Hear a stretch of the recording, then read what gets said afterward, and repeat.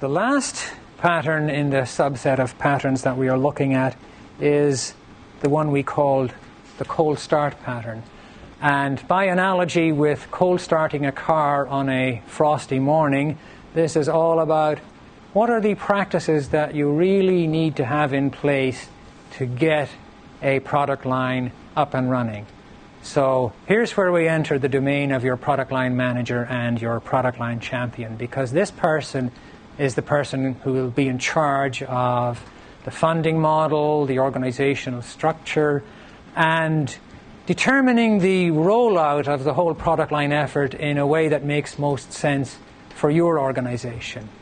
Starting off, for example, in a pilot project in a particular business unit and then moving it to the other business units, or whatever your organizational structure is, making sure that the different units comprising that structure are informed of the coming change and are brought in on this.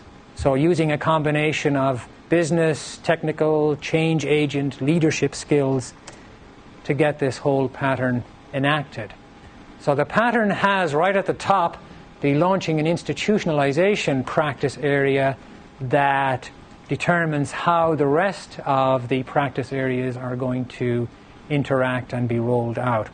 And one example of launching and institutionalizing is to use something like the ideal model or the adoption factory pattern, creating a pilot project, doing a diagnostic like a product line technical probe, some way of getting this thing off the ground and making sure that you have a target in mind and an identified path to get from where you are now to where you want to be, and somebody, some person or some group taking care of items like managing the customer interface, coming up with the concept of operations, taking care of the funding model, and so on.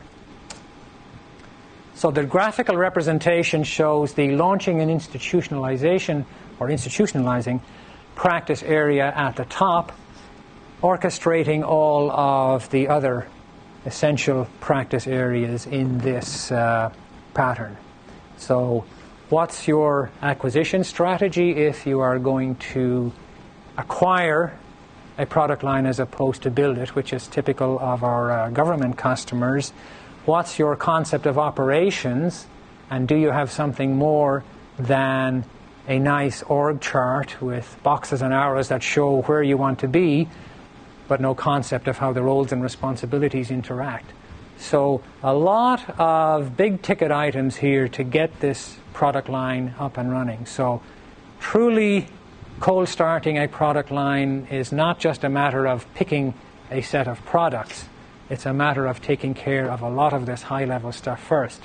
So no matter what the technical people think ought to be a set of products, or no matter what they think are the prospects for a product line within the organization, without the institutionalized support at the level of the cold start pattern, it's going to be very difficult to take these aspirations beyond a pilot project or a proof of concept.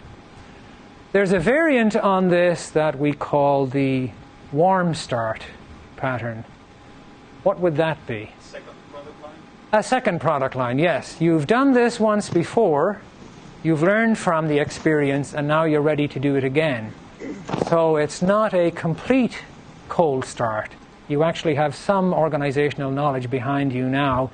You know how to set up the organizational structure. You know how to take care of the funding model. You have a champion in place, or at least you know how to go after a champion with the right set of skills. So it's not as difficult as it was the first time around. You are still pursuing most of these practice areas, but with less intensity than they were pursued in the enactment of the cold start pattern.